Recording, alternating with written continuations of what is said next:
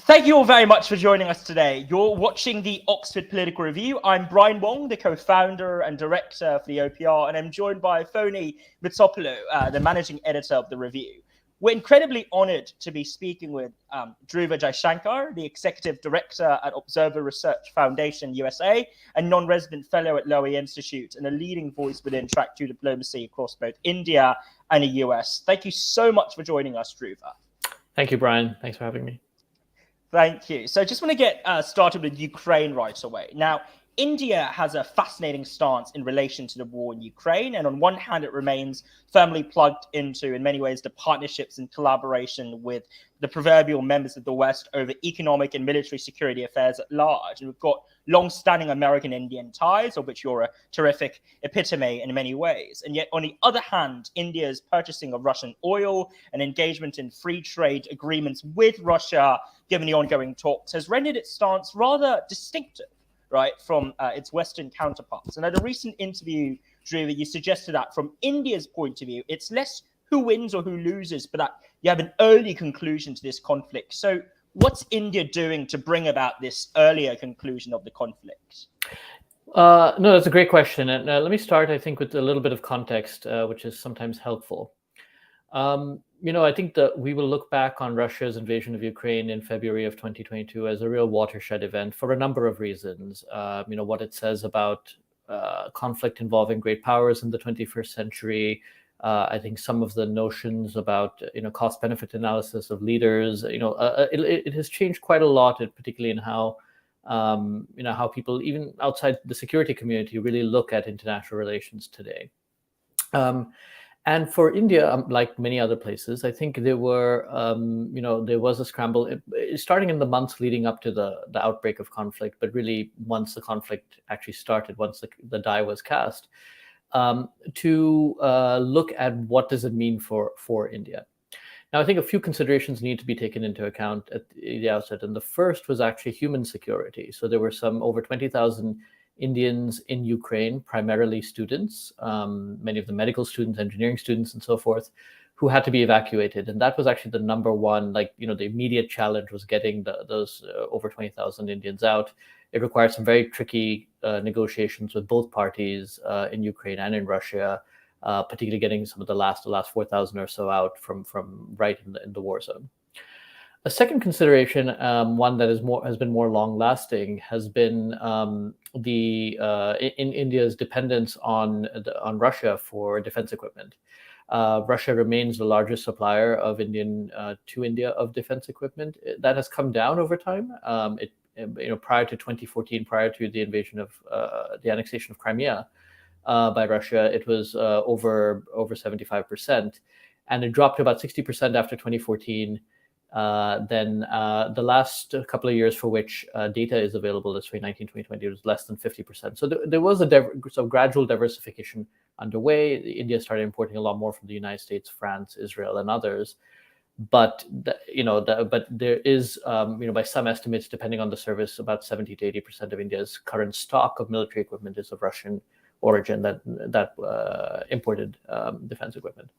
So that relationship needs to be maintained. India has deployed military forces on the borders, both with Pakistan, but especially with China in recent years. So that was a second major consideration. A third, and I would put this in a slightly different category, sometimes I see it conflated, is the energy relationship. And it's interesting that prior to last year, less than 3% of India's oil was being imported from Russia. It was far too expensive. It is traded on global markets. And India was much more dependent on Middle Eastern oil. Looking at other sources, Nigeria, Venezuela, Angola were other major sources of oil for India. Even the United States, oil and gas as well.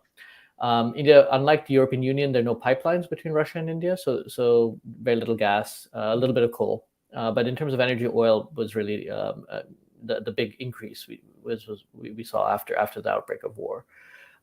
That again is largely driven by commercial consideration. There isn't sufficient oil in the global markets. There's huge demand. There's growing demand in India. The economy is growing by 6% or so year on year. And so that is really what has driven a sort of sharp increase in Indian imports of oil. which is mostly being bought so far, at least under the price caps that have been discussed by Western leaders. There's a two other considerations I would put in place. One is actually food security. Yeah, I don't want to go on too long, but food security I think is one. And then lastly, I think there's a strategic dimension to this as well, which is the Indian concerns about the Russia-China relationship and where that is headed. And we've seen, for example, just recently Xi Jinping visiting Moscow. So what is India doing briefly to bring an end to the conflict? I think this year it'll be very difficult. Both Ukraine and Russia see the prospect of gains to be made on the ground this year. And the appetite for an early negotiation, at least for the ceasefire and a major resolution to conflict, is not there this year. But India has offered to play a role in solving some of the smaller or issues that have come up, such as grain shipments out of Ukraine, negotiating that, potential sort of denuclearization, and other such matters. Thank you so much, Dhruva. And from the sounds of it, it strikes me, right, that there's an increasing sort of involvement and also entanglement between Russia and India on certain fronts, whereas there's also maintenance of long-standing ties across others. And you've outlined those 5 different dimensions that collectively shape the bilateral relationship there, which begs the question, I suppose. There have been criticisms made towards China by some in the West, that they say that China, in relation to this conflict, really isn't a neutral player. It's got too much vested interest in maintaining relations with Russia, and it doesn't really have comparably weighty ties that can balance against that when it comes to Ukraine. Do you fear the same allegation being levied towards India, given all the connections that you've highlighted just then? Or to what extent do you see wiggle room, really, despite all of these onerous ties and long-standing friendships between Russia, India, and the West at large in relation to brokering a peace over the conflict? I mean, I've seen those allegations made now for over a year that India is actually supporting Russia's war, and I'm not sure that from what I laid out, I'm not sure that is validated. India doesn't provide any military equipment to Russia. There haven't been major cases of Indian state-owned enterprises trying to get around sanctions in any meaningful way. There have been issues about payment mechanisms for oil and for defense equipment, and just given sanctions against Russia and finding non-dollar denominated ways of paying for that exchange. Recently, there's been a spate of trade engagement between the U.S. and between India and Russia, including business engagement.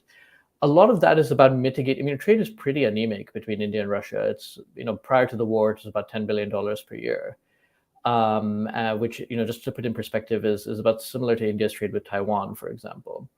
And again, if you take out defense and energy and fertilizers, I think it really is not very much.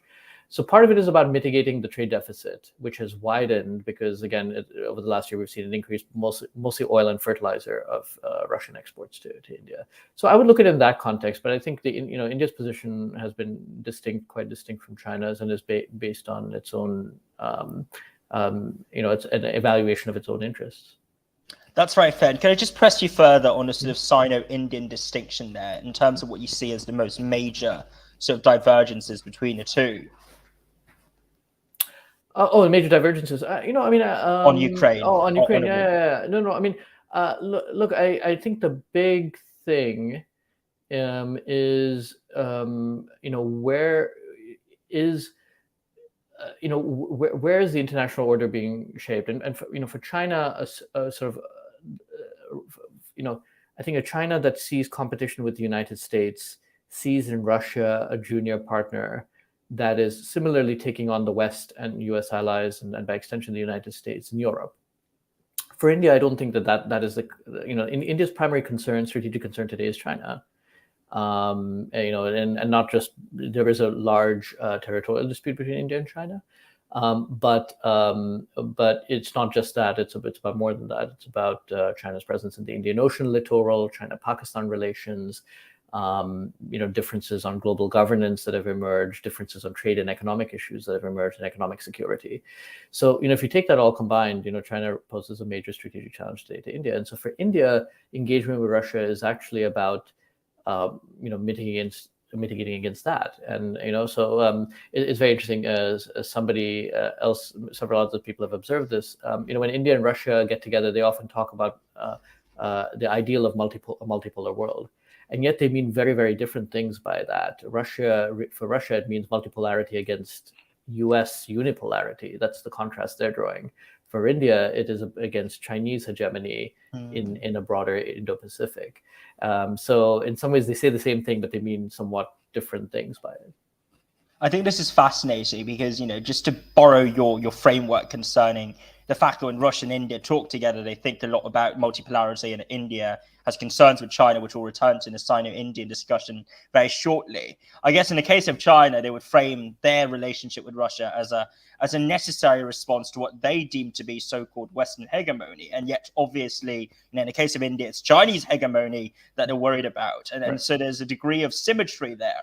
But I also want to bring in, I guess, a more general question. Now, you've been in the States working on track to diplomacy, and especially amidst such fractious times. And I don't know if you share my sentiments here, but some have often criticized India's stance by resorting pretty superficial allegations, right? Where they paint India as overwhelmingly pro-Russia or anti-Russia, or refusing to throw in a lot with one side or the other.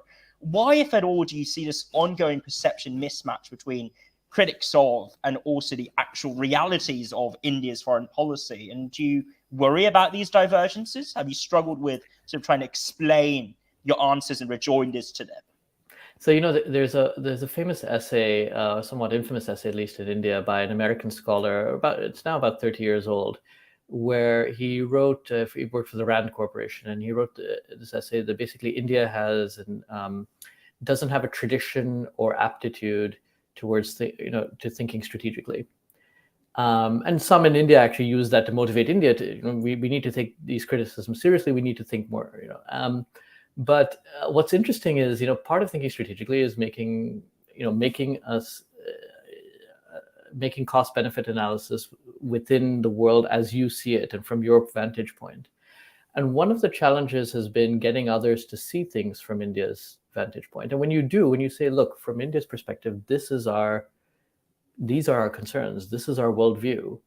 And at that stage, things make a lot more sense. But it's hard when, I find it's less to do with, Americans tend to be more open-minded about this. I find it's sometimes Europeans, particularly those out of government who particularly in the last year since the outbreak of the Ukraine war, have tend to be, maybe with good reason, very emotional about the conflict. And so they see this in very Manichaean terms, right versus wrong, black and white. And why is India operating in a gray zone as they see it, right? But I think it is, for me, the lesson is a lot more needs to be done, not less.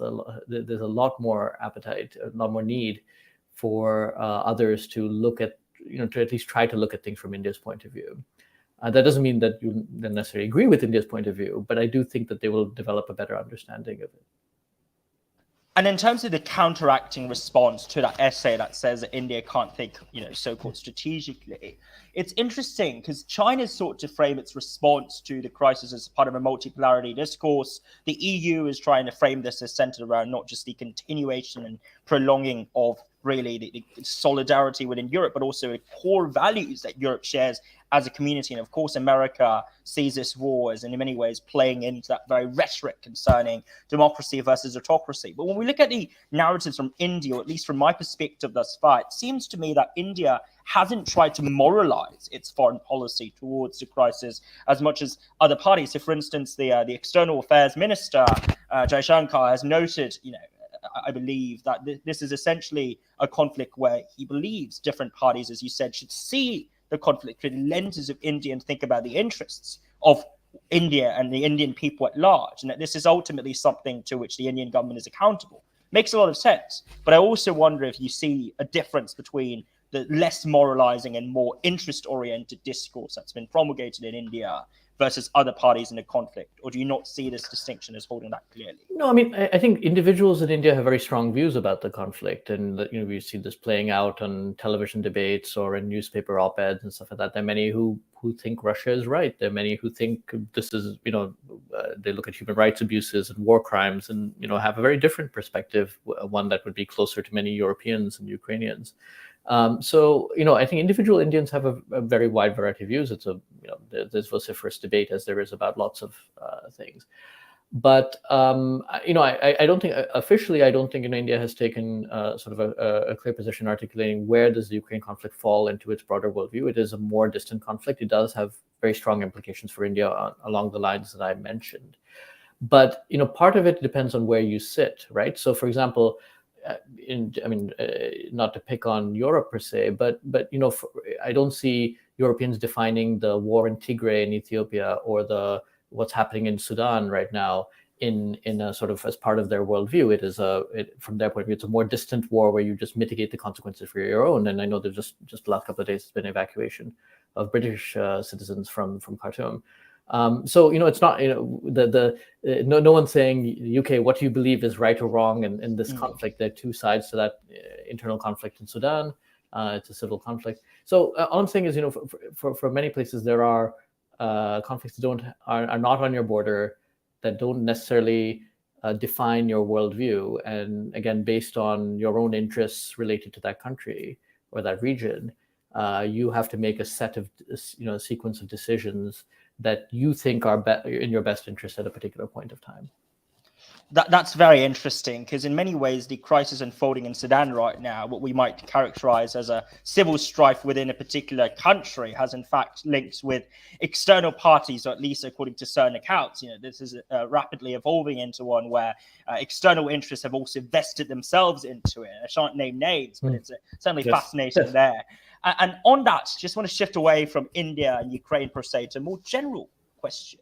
Some have argued that the world we live in is becoming increasingly multipolar, as we repeatedly sort of flagged and discussed just then, whereas others suggest that the US would remain, at least for the foreseeable future, the predominant pole in a quasi-unipolar reality. I was wondering, what is your broad take on this question? So it's very interesting. I think there is a significant debate underway about what kind of world is emerging, what kind of international order is emerging, and of course, everyone tries to draw parallels, right, with different points of time. Is it going to be like the Cold War? Is it going to be like unipolarity? Is it going to be like after 1815 and the Congress of Vienna? Or is it the run up to World War One? And I think again that's partly how we function. We try and adjust, compare to things that we know, our lived experience or our prior historical experience. The reality, of course, is it's always more complicated. It's never exactly the same. Historical analogies are helpful in guiding, but are never perfect. But I think a few things to observe. One is the US, if you just look at just the share of the global economy, the US has held pretty firm for the last 30 years. It hasn't declined precipitously. And in many ways, if you look at many dimensions of power, military power, R&D capabilities, the sort of resilience, its currency power, and all that, the U.S. remains a superpower. The debate underway in the U.S., and this is largely a political debate, is should the U.S. be exerting its power overseas, and how and why and when, right? So I think there is a growing consensus, for example, that open-ended military interventions, as we saw after the September 11th attacks, is not something that the U.S. has an appetite for today. And both Republicans and Democrats broadly agree on that. So I think it's less about the fundamentals of American power going away. I think there's sometimes a tendency to underestimate the United States for that reason, but more about how the U.S. will use that power going forward. Will it maintain a role of a global, as of an active global military presence in all parts of the world, or most parts of the world? Obviously, the big change over the last 30 years has been the rise of China. It went from, so if you take the G20 economies, the U.S. share was 32% in 1991. It is 32% today. It has remained remarkably consistent. China's share has gone from 2% to 23%, and it's been a big increase. And so obviously today China is the closest thing to a peer competitor that the United States has, again on multiple in multiple dimensions, multiple aspects. So again, it's tempting to say, okay, we're emerging into a new bipolar world. And that's true to some extent. I think objectively speaking, like today, if we were to freeze time today, that would be the closest thing. Again, it's a bit more complicated. If you take different dimensions, other players play a major role. So on trade and regulation and standards, the EU today is a superpower, right? And it's on par as a market comparable to China, comparable to the United States. But on many other issues, the EU does not act as one voice or one body, and therefore it's hard to say that it's exactly comparable. On some issues, Japan, overseas development assistance, for example, Japan plays a role comparable to China today in terms of the stock of overseas lending, state-backed lending. Japan is comparable to China. It's the only country that can compete with Belt and Road on a one-to-one basis. On certain military matters, Russia remains quite powerful. It may be declining, maybe more constrained today, but the way it can intervene in Syria or in the Sahel, certain defense technologies, jet engines, for example, are things that China today does not enjoy. Maybe it will in the future. So I think if you look at it, again, on different issues, other countries play a role comparable to the two major powers. Let me finally end on that for India's point of view. Now, India is today the 5th largest economy. It's on track to probably be the 3rd largest economy between the next 5 and 15 years, sometime in the next 5 to 15 years. I think it's a pretty safe bet. The question, though, for India, and again, India has multiple, it's a nuclear power, it has the largest military, it has a pretty broad-based economy, its fiscal situation is reasonably healthy. It has an overseas development assistance program. So if you look at on multiple dimensions, India does play a role, not comparable to China today, but hopefully from India's point of view, hopefully in the future. And so from India's point of view, a multipolar world is certainly desirable. And it certainly sees that as something that is aspirational. And it also, unlike, say, Japan or NATO countries or Canada, is not tied into the US alliance network. It doesn't see itself as part of that alliance network. So I think this is the environment in which India aspires for a multipolar world. There are aspects of multipolarity already at play, which sort of complicates the very simple US versus China narrative that's sometimes put out. But I do think, as a result of all of this, I think we live in a world that today has aspects of unipolarity, bipolarity, and multipolarity all at play at once, which partly adds to that confusion. That's probably the most fantastically, empirically rooted answer I've heard to this question. So thank you so much for that, Dhruva. I do want to sort of pick your brains on this, because bring in China and a question of Sino relations at large as well. An interesting parallel could perhaps be struck between, I suppose, Sino-American relations today and, USSR relations during the Cold War. And many have suggested that in many ways the opening up of the US to China, which coincided with the reform and opening up era of China, it was largely induced by a need on a part of the White House and the Washington establishment at large back then to find a counterbalance and a way to push back against the USSR. So there was a triangulation of the relationship there, so to speak. And flash forward, say, 40 odd years from Nixon's initial visit and Kissinger's engagement with Chinese officials, we're now at a state where, the US and China seem to be at the brink of, again, some might say a new Cold War, others might say great power rivalry or competition, lots of names for it, unclear what exactly they're calling for, advocating there. But here you see India as obviously, as you said just then, not exactly absorbed and in many ways not in the orbit of the West. It has its own autonomous foreign policy vision for an India-led, not just broader regional policy at large, but also a set of values and a set of norms, so to speak. Are you concerned, though, that the triangulation here to some extent between, I guess, the US and China, which favors or may grant advantages to India, would eventually morph into a similarly antagonistic and diametrically opposed relationship, say 30 years down the line, between US and India, or between another power in India, between US and maybe a power that's neither India nor China? Just curious as to what you might think of that hypothetical.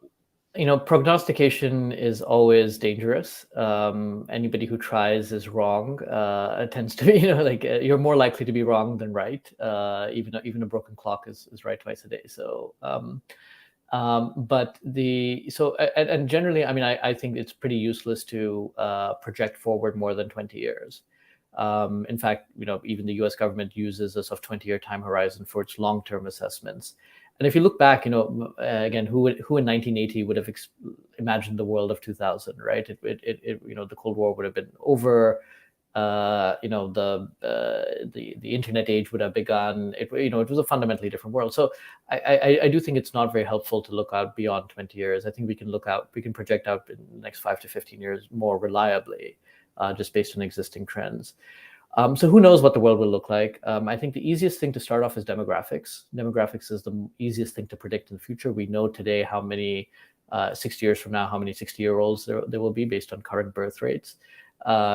So demographics is usually a good starting point for thinking out into the future. And you see, an India which is still growing, but where the pace of demographic growth is actually already decelerating. So parts of India are already below replacement levels.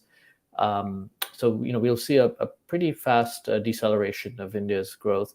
And so in some ways, the sweet spot for India, the demographic sweet spot is starting now, 2025, will be the sort of cusp of the wave, the demographic wave for India. China, meanwhile, is seeing aging population, as is Europe, as is Japan, especially. The U.S., largely U.S., Canada, Australia, largely on account of immigration, seeing a growth. Africa is seeing a massive growth, and I think that'll be a big question mark going in the future, which is how Africa evolves economically and strategically.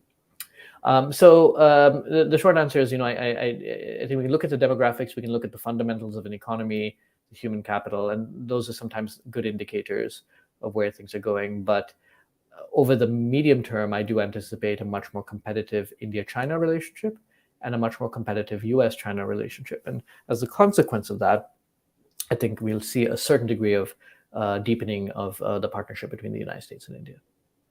That's a fantastic set of succinct observations. I want to just highlight a case study that fits into the mold, and it's more near term, sort of 3 to 5 years time. So it's the Quad. And essentially, it strikes me that the Quad, the two things that we can say relatively clearly about it, I suppose. The first is that the Quad is a strategic dialogue eponymously that may or may not morph into a military alliance, even though it's quite expressly suggests that it's not at that stage or level right now. And China seems to think that it is, whereas many other countries don't see it as indeed a military alliance, so to speak. And the second observation is that the Quads each has very complex, each of the members, so to speak, complex relations with China. You've got Albanese in Australia seeking a rapprochement with China after his predecessors' relatively acrimonious, shall we say, approach to Beijing. Japan and India are neighbors of China, and obviously Sino-Japanese trade goes back a long way, and so are interpersonal relations between the two, whilst the US is not a neighbor of China and is now locked in sort of increasingly bitter and vitriolic relations with China to some extent. What do you make of the future of the Quad amidst all of these countervailing forces and competing factors? Mm-hmm. Well, no, it's a good. I have a particular association, I suppose, with the Quad. In 2016, late 2016, early 2017, I wrote an article about why the Quad should be reformed, and this is when it was not active. And in January of 2017, it came out, and I got a fair amount of pushback for that from various quarters, saying no, now is not the time, and Australia isn't ready for it. In particular, Australia had famously pulled out of the Quad in 2008. A lot has changed since then, and I've also written a lot on the bilateral defense relationship between India and Japan, India and Australia, India and the United States. So I feel very strongly that there's a lot more that the Quad could be doing together. I think, just let me put aside, there are a lot of myths about the Quad, and some of them I fear are deliberately propagated as well. One is today it is a much more substantive set. It's actually not just one thing. It is actually a set of working groups and initiatives, numbering over 20 different initiatives that are working together on, whether those 4 countries are working together on a very large number of issues, some with very tangible near-term outcomes, some more longer term. Some of them are economic nature, but many of them are what I would describe as security adjacent. They're not technically a defense dialogue, but they have security implications. For economic security, for resource security, for human security sometimes. But some of them, maritime domain awareness, humanitarian assistance and disaster relief. So these are very security adjacent discussions. In addition, the four countries also do a military exercise, a naval exercise together called Malabar, which started off as a US-India bilateral naval exercise. So I think that is all become much more concrete. To their credit, this restarted under the Trump administration. It has continued under the Biden administration. And even though there's been a change in government in Australia, the Albanese government is equally enthusiastic about it. They've been full participants. The fact that they've continued and deepened AUKUS relations through AUKUS with the United States, and that leg of the Quad helps a fair degree. So I think that's where we're headed. I would just warn against the idea of the Quad as an alliance. Because it's not. The US and Japan and Australia do have alliance relationships with the United States, bilateral alliance treaties. India does not have with any of the other three partners. And so I think the idea that this would be a sort of mutual defense treaty type arrangement, I think, is quite misleading. If Australia or Japan or India, for example, were to get into a conflict, it's not assured that the other countries would necessarily come to their assistance. But that being said, there's a lot that can be done short of a treaty alliance, and I think we're seeing that exploring. So defense industrial cooperation and innovation is one area. Military interoperability is another area that's happening mostly at a bilateral basis amongst the four Quad countries. To give one example, Japan and Australia recently signed a reciprocal access agreement to allow forces to be stationed on each other's soil. So I think that this is the kind of relationship we're seeing. I'm reasonably optimistic that this will continue, even if there's a change of government in the United States. It has now developed sufficient roots. The pace of change may change. The pace of cooperation may change over time, and I think that is something that will require constantly revisiting. And where is cooperation most fruitful? One of the initial initiatives was on COVID vaccines, but the need for that has really declined sharply in the last year or so. So the energies now are being moved elsewhere. And I guess what's most interesting there is the extent to which India is most certainly going to sort of balance and maintain its own autonomy and pursue, an autonomous foreign policy in relation to the Quad, whilst also preserving its many other partnerships that may not be shared by the other three members. And that's almost sort of a de facto consequence of what you outlined just then, to be, to some extent, the fact that this is not a strong, sort of robust alliance, right, that captivates or captures its members in that hold. Just one quick question before I pass the floor over to my wonderful colleague. In a short assessment, what is your take on the biggest bottleneck to Sino-Indian relations, and could that be overcome, or do you see that as insurmountable? To Sino-Indian, to China-India. Sino-Indian relations. Look, I think there are four aspects, and they're equally vexing, I think, from India's point of view.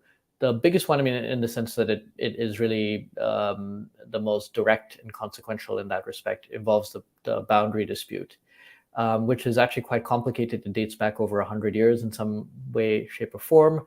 It has different sectors with their own dynamics. So the Ladakh sector in northwestern India has its own dynamics, its own history, its own background relative to Arunachal Pradesh, the eastern sector. So it's not going to be resolved anytime soon. It appears as if the appetite for any kind of grand resolution in China is really very low. There was a brief period in the early 80s where they seemed to explore the possibility of some kind of big agreement.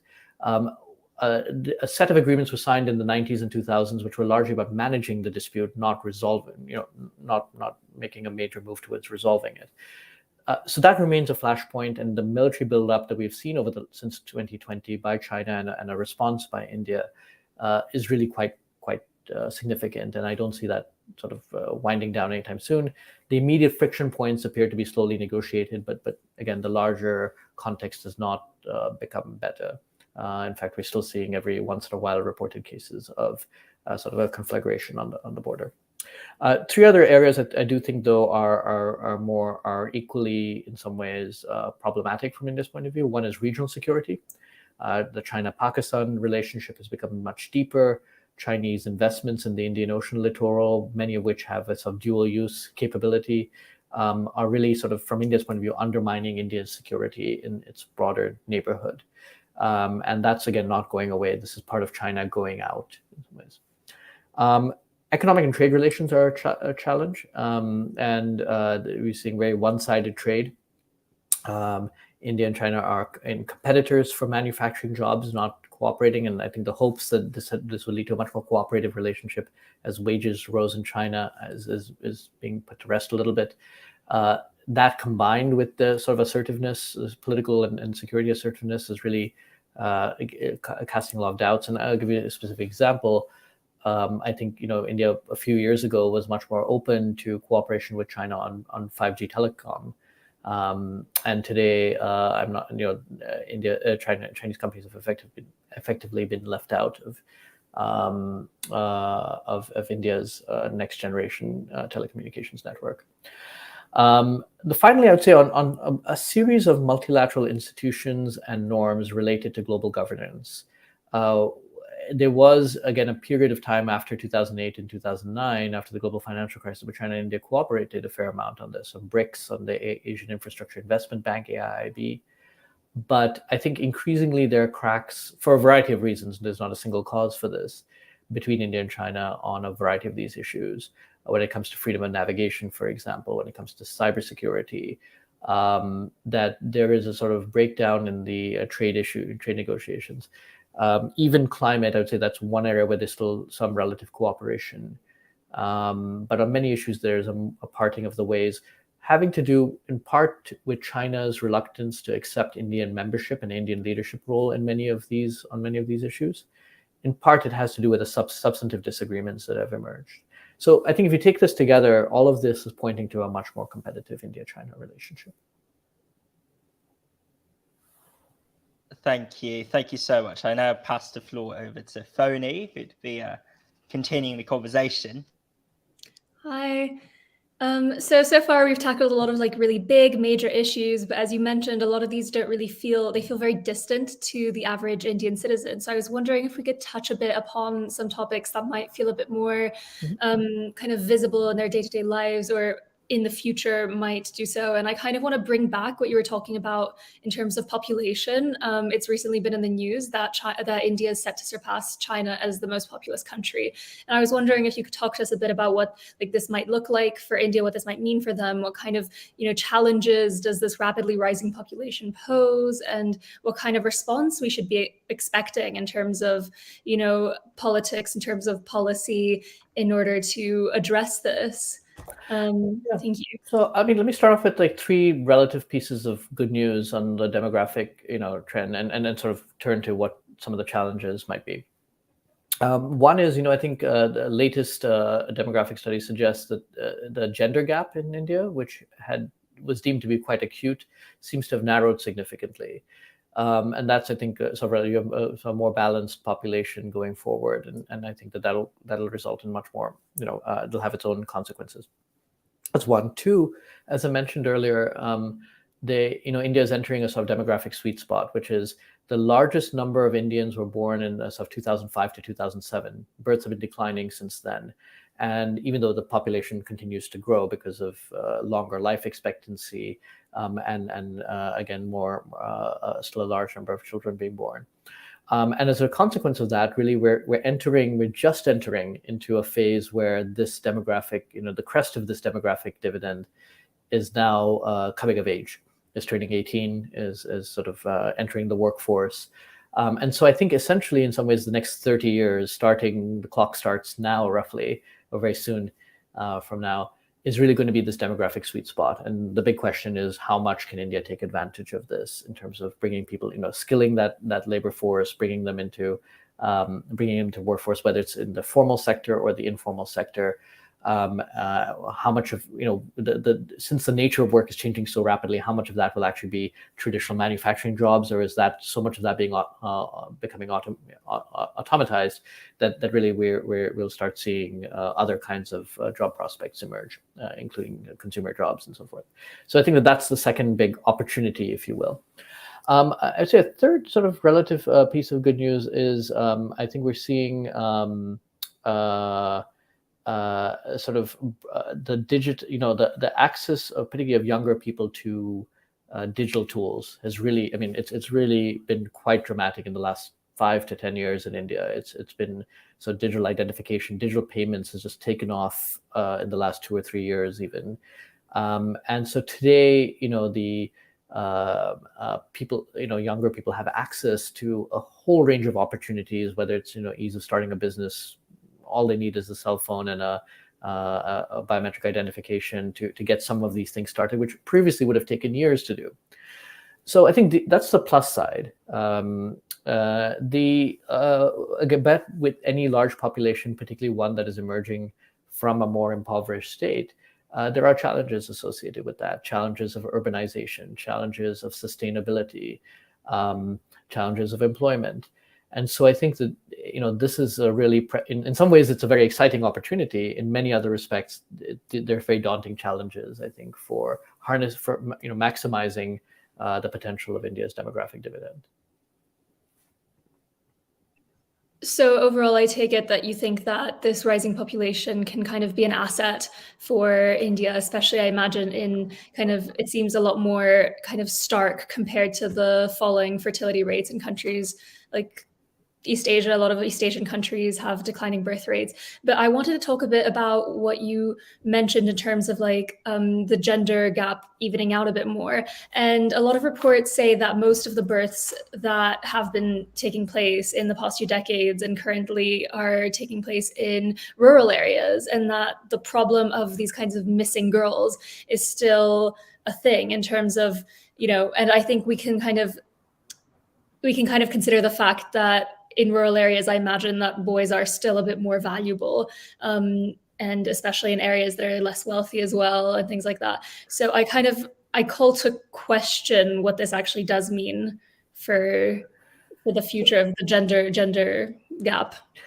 So it's very interesting. If you look at India, it's sometimes helpful to look at it in a sort of state by state level, and each state is the size of sometimes larger than a large European country, right? I mean, we're talking so there does seem to be a great deal of variation. Overall, southern and western states, which tend to have the highest incomes as well, have the lowest birth rates. There's a pretty strong correlation with that. The highest birth rates remain in states such as Uttar Pradesh, UP, in central India, which has about 200 million people. Bihar, Jharkhand, which have 100 million. Bihar has over 100 million people. So those states tend to have the highest overall birth rates. The gender gap is not so correlated with poverty. So, for example, there's a state called Haryana just outside Delhi, surrounds Delhi on three sides, which has relatively high incomes, but has traditionally in the last few years had some of the largest gender gaps, the largest skewed gender ratios. So there isn't always a direct correlation between rising birth. That being said, again, there were some pretty stark doomsday scenarios being painted even 5 or 10 years ago on the gender gap in India. And again, the latest demographic data suggests that that's not as stark as it was feared. It would be. There seems to be a rising social acceptability for girl children, and some of this is being this has been social and political messaging that has taken root. So it's not as stark as I think many had feared a few years ago. Yeah, and you're completely right. I mean, UP being around 200 million, to put that into context, Greece is only 11 million. Like, that's crazy. And I kind of want to touch a bit, because you mentioned in terms of the population having kind of implications on sustainability. I wanted to turn the conversation towards the environment. And, despite low per capita emissions, India is the world's third largest emitter of CO2. The EU plans on achieving net zero emissions by 2050. India set themselves a more conservative target of 2070. At the fore of COP27 discussions was how the onus had been placed on developing countries to find environmentally friendly ways to develop, where these restrictions were not present for countries like the US or the UK, like 100, 200 years ago. And a lot of the climate disasters are taking place in the global south, just to contextualize, this question. And I was wondering, what do we expect what India's continuing role to be in these international efforts to tackle climate change, considering that, they're a major actor on the topic, but also that they've, been quite resistant to take the plunge and commit themselves to kind of some more necessary changes that need to be made. Right. So again, just as a starting point, India's average electricity consumption today, the average per capita, is about 1/5 of a lower use European country, right? And if you take the higher use countries in Scandinavia, partly because of heating reason, they're significantly higher. So, as India develops, I think it is reasonable to expect it to be on a path, and part of it will depend on industrialization, and part of it will be dependent on heating and cooling. I think those will be seem to be the two biggest factors in terms of energy use. But conservatively, I think we can imagine a 5-fold increase in Indian energy consumption over the next few decades, right? Now, obviously, you want to do that in a manner that is as sustainable as possible, that has as little impact on the climate as possible. Partly for the reasons you outlined, India will be amongst the countries that will be most affected by that. Now, I think there are a few challenges. Today, the financing is there for a large-scale energy transformation, not just in India, but globally. India would be a major beneficiary of it. The technology is also there. The challenge is, how do you get that technology and financing to countries that need it the most, including India, right? And that is today, I think, one of the central challenges. The problem is we have a lot of people in the government, including the US government, who say India needs to do X, Y, Z. India says, we would like to do that. Now, could you help us with these things that would help with that energy transition? You have the finance, you have the technology. Help us do that. And we're willing to pay for it, by the way. We think that this will actually there'll be returns on investment. We don't want this as aid. We want you to, the answer often to that is, well, that's in the hands of the private sector. We can nudge them, but beyond a point, we can't really push them. So there's a gap now, I think, between the policy advocacy and actually the tools required to get to where we all want to go. As a result of that, I think in the meantime, India is embarking upon a very ambitious plan that takes into account access and cost, particularly for low-cost consumers, but is based on a sort of all of the above strategy in terms of energy usage. And so you're seeing coal continue to be used, but a transition, I think, we'll see first in natural gas, and then to renewables. So you have India already produces more wind, I believe, than Germany, more solar than many large countries, apart from China and the United States. The scaling up has been quite impressive, but that's still just a part of the way. It's still a long way to go to make that.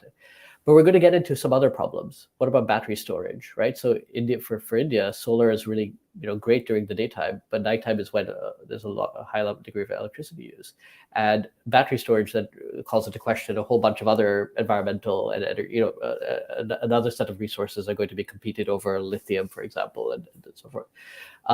Wind is great for certain seasons. In the monsoon, wind has a lot of potential in India, but not for the rest of the year.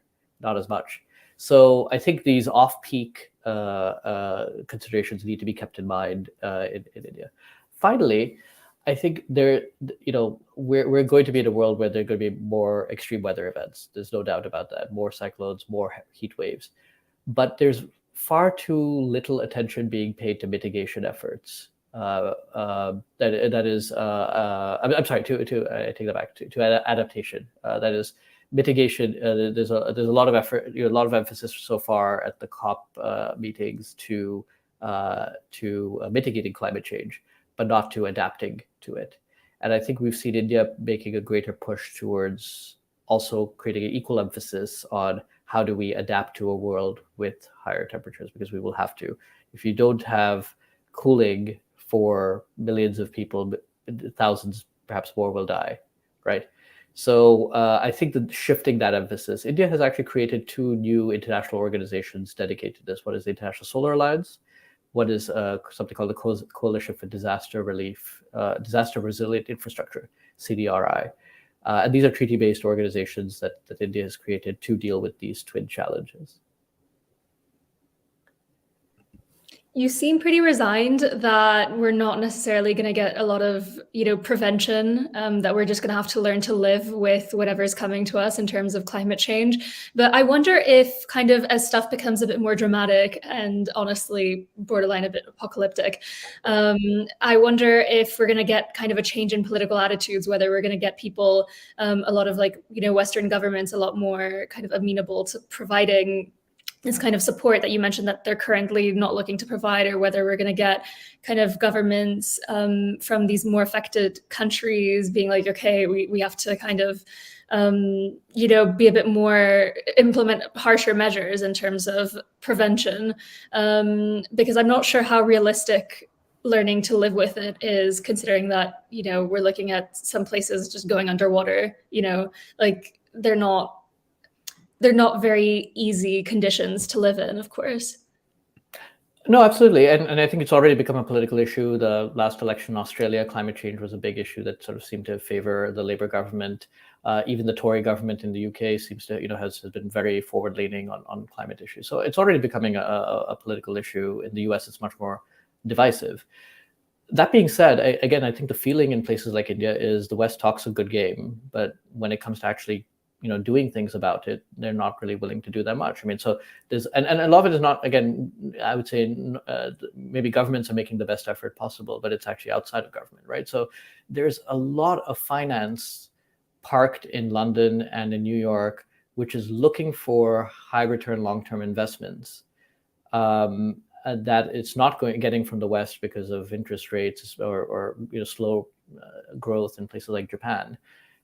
There's a massive opportunity in places like India that, again, I'm not saying that they should do this out of the goodness of their heart or because of any mandates or ESG mandates or anything like that, but because it is a huge opportunity for growth and it's not being utilized for a variety of reasons. It's like, well, currency depreciation and, my quarterly returns are not going to be paid, or it's too risky an environment, or I need assurances, so there again, everyone knows what the challenge is. Everyone knows that there are massive opportunities to make decisions, but the key people making the decisions, sometimes outside of government, I don't think it's always the government's fault, are not making those decisions. And so again, we can talk a big game, at every COP meeting and make commitments that are never seen through, or you can actually do something about it. So hence the resignation. All right, thank you so much. And for kind of the final topic, I want to turn to tech. You mentioned a lot of competition between India and China in terms of like tech manufacturing. And I was wondering why, you also mentioned that there was more cooperation in the past. And I was wondering whether you could elaborate a bit on why there was this breakdown in competition. You mentioned part of this was because China was perhaps intimidated by seeing India in leadership positions. I might be merging a lot of things you said together here, but also kind of what sectors we're seeing these countries competing in, just kind of whether you could talk to us a bit more about this point. Mm-hmm. Look, I think it's a few things, but I think it's really fundamental to understanding China as a political system. And this is where I think a lot of people got it wrong, which is there was a widespread belief in many places, in the United States, in India, in Europe, and elsewhere, that China's rise would create opportunities for the rest of the world. Market opportunities in China, the Chinese investment flowing out would actually benefit those countries, that China would be a net consumer as wages rose, that it would be a more or less level playing field. And what we've seen is that hasn't materialized at all, right? So I know. Let me give you one example that doesn't have to do with India. There's still a widespread belief in Africa that China's rise is going to benefit, and in some ways it does, right? It's an option, it's an alternative sometimes to Western lenders. It's actually can build infrastructure, quite all of that. But if you look at China's per capita incomes were lower than most African countries in 1980, I think, barring two. Today, it is.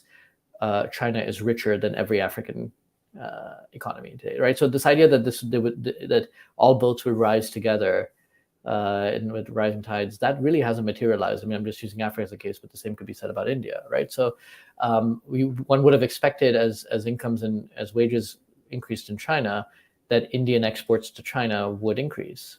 But instead, you see a lot of non-tariff barriers behind the behind the border kind of hindrances to India, particularly in areas where these same Indian companies that are competitive in the United States and Europe and in Japan are not competitive in China, and one has to sort of increasingly ask why.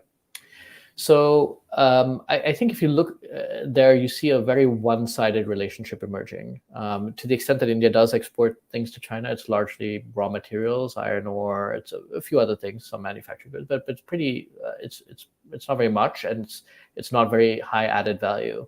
Whereas what you see export from China to India is a lot of very cheaply manufactured goods that benefit from very heavy state subsidies and an oversupply. Essentially, this is a large-scale dumping of excess manufactured product to cheap markets such as India. That, I think, there's now kind of a realization that this is just not sustainable. Essentially, India's trade deficit with China is equivalent to its entire defense spending. And that this is just not sustainable over the long run. So now moving that away is not going to happen overnight. It's going to take a long time. It's going to require India to year on year attract investors, develop its infrastructure. Some of the big investments being made right now in port infrastructure, railways, roads, with that express purpose in mind. But again, we're starting to see that, one short-term success story has been electronics manufacturing, particularly mobile handsets. So India is now exporting a growing number of that.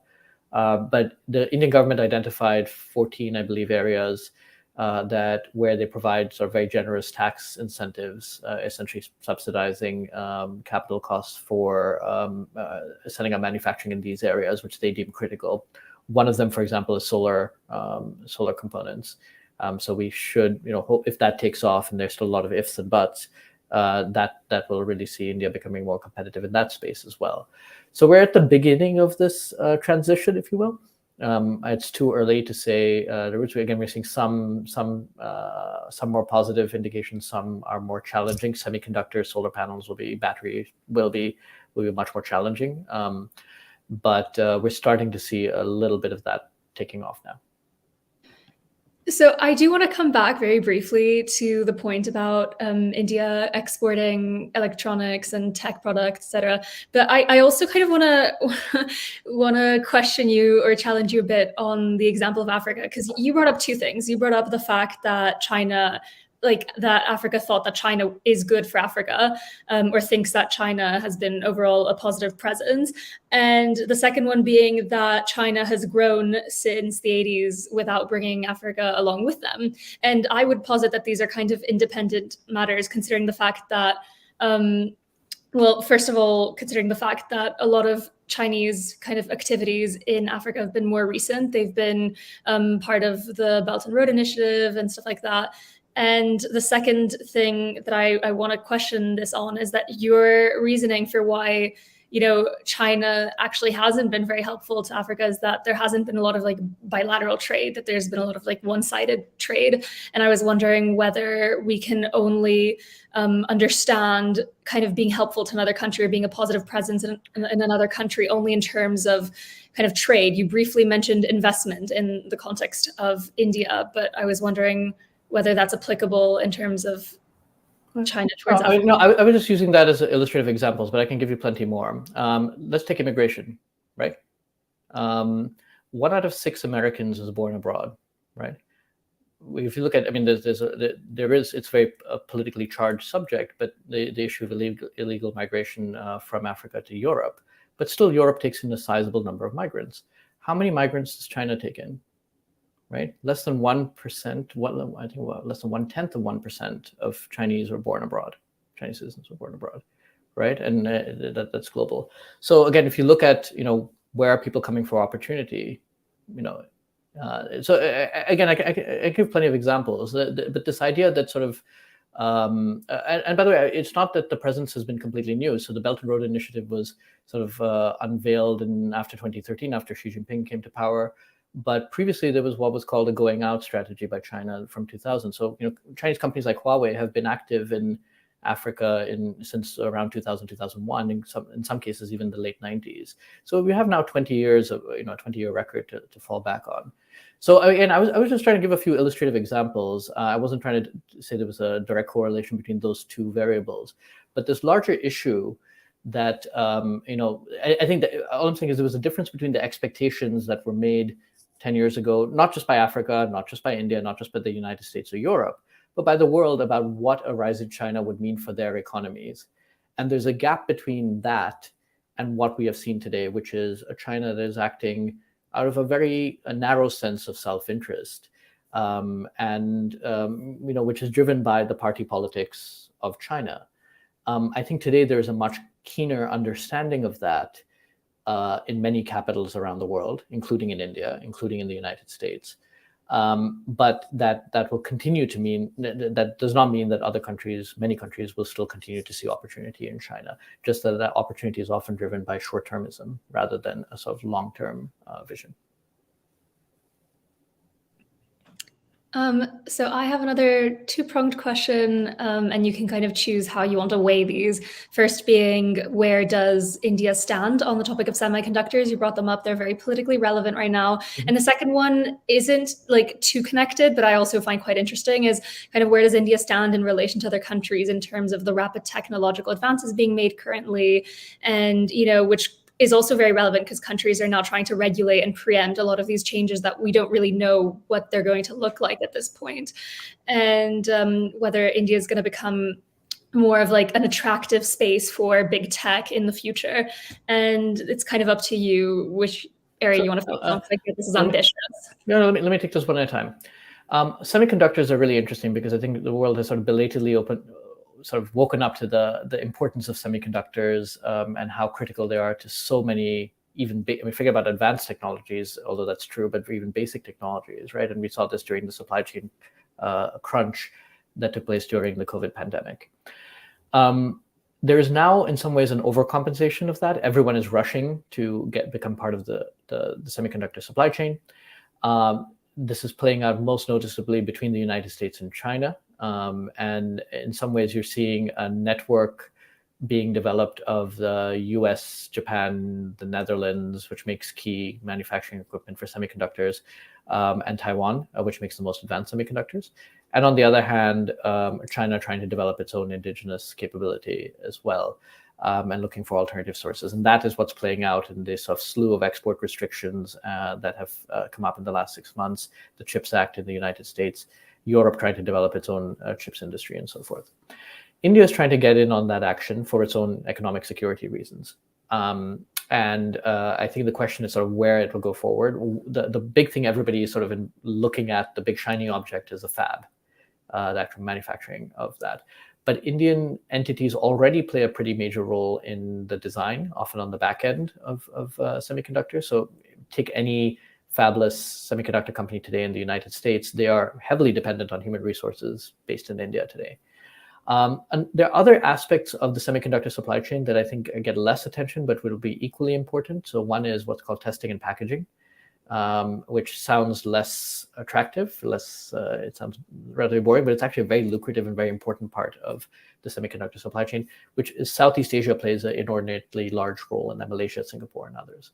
So I think one possibility is in the future we'll see India getting a little bit into the fab space, although that's the most competitive, the most highly sought after.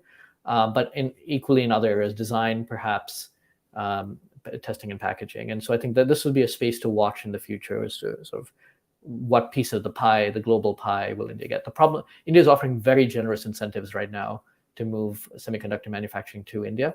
The problem is so is everybody else. And so it's not yet clear how much of that will be attractive to India. We may see some developments over the next 6 months or so. On the larger tech space, a few things. One is, I think India is developing a model which is going to look quite distinct from the United States, Europe, and China. And each of those has its own characteristics. The US is really driven by innovation, right? So it puts big tech in the front seat, but now there's some growing concerns that big tech is too powerful. Europe has put the consumer first, and so hence very strict privacy, GDPR rules that have kicked in there. China obviously is a very state-managed system, and India has some aspects of that. Some of the similar national security implications, that privacy concerns, but also an aspiring for a sort of more innovative marketplace that the United States really exemplifies. And so I guess the challenge for India is, can you get the best of all of those options, not the worst of all of those options? Another thing that's emerged is really India developing a digital public infrastructure, which is very different from so it's created in some ways a sort of protocols for digital payments and identification. But we're going to see many more applications of this emerge over the next few years, which is at a very low cost. And this is really a model that has been very attractive to a lot of countries in the developing world. There's a lot of interest. By somebody told me recently there are 55 countries interested in this. In India's so a lot of opportunities there for India. This will not work. This may not always work to the advantage of big tech, because in some way, in a weird way, it's really about the democratization of digital technologies. And so what we may see emerge is many more smaller digital-based businesses emerge rather than fewer monopolies. And this is something I think the Indian government doesn't mind, but it may create more differences with Silicon Valley. Well, thank you so much, Dhruva, for your time. We're coming up to the end of our conversation today, and I'm sure all of those watching and many in the audience would agree this has been a scintillating conversation. But just one last question before you go, and that is, you spent a lot of time championing Track 2 diplomacy initiatives and conducting, research that lies at the intersection of practice, theory, and of course, engagement and advocacy on the front of international relations. And yet some might say that Track 2 diplomacy also has its limits, especially when it comes to, the boundaries and hardline stances defined by governments, the so-called Track 1, so to speak. So I guess on a more personal note, have you ever been inspired or felt the need to go into government or go into politics separate from government in order to conduct Track 1 diplomacy? And if so, yes, why not? If not, why not? If so, have you? Yes. No, so personally, I haven't. I've found a niche for myself, which I quite like. I like the flexibility of it. I like the independence of it. In some ways, I describe people as what we do. It gives you, relatively speaking, the luxury of time, right? We're not, unlike the private sector, we're not working for a particular client, or we're not driven by client interests. We're not, unlike the government, unlike the public sector, we're not driven by sort of what the government policy is on that day. So you do have a certain degree of autonomy and independence, which I certainly value. Again, it comes at a cost. It comes at a cost of distance to you're not as close to the action, if you will. But you do have the luxury of time. On Track 2 diplomacy, look, I think there are two things, the two ways of doing it, and there's a lot of to be quite blunt about it, there's a lot of useless Track 2 diplomacy. There's convening for the sake of convening, people getting together for the sake of getting together. But I think there are two ways in which it can be useful. One is you bringing together like-minded stakeholders on a specific subject to solve a specific problem, and I've seen that happen, which is we can potentially bring together people from the private sector, the public sector, the nonprofit sector, the academic world, the media, together in one place from different countries who are stakeholders in a particular issue to resolve a particular problem. And that's one way, if done well, can be really useful. And I think people in governments find that useful, that if they push something, it's tainted because it has a government association. But if a non-governmental entity such as ours does that, it can sometimes move the needle on a particular topic. A second is the ability potentially to bring together people who otherwise won't talk to each other. And this is really how Track 2 diplomacy arose for example, during the Cold War, which is scientists from the US and Soviet Union, while officially they couldn't talk about nuclear deterrence, nuclear scientists from the US and Soviet Union would get together sometimes in third countries to talk about that subject, right? And so sometimes where there is a problem, but that requires a certain degree of goodwill and good intent on both sides. And to be very honest, I've taken part in, say, India-Pakistan Track 2 dialogues, which have been completely a waste of time because some parties don't come, willing to be honest and frank about a discussion behind closed doors. So I think if done well, and if the intent is positive on the part of the participants, that can help, again, resolve issues that otherwise remain blocked at the official level. So those are, I think, some ways in which, but I think you have to be very clear in your own mind what it is you're trying to accomplish. And sometimes I feel like that's a bit hazy. Thank you so much for your time. And it's been such a thrilling conversation, not just for us, but also for many of our audience. And thank you all for watching the Oxford Periodic Review. And we've had the pleasure of hosting Dhruva Jaishankar today. And that's it from us for today. Thank you. Thank you.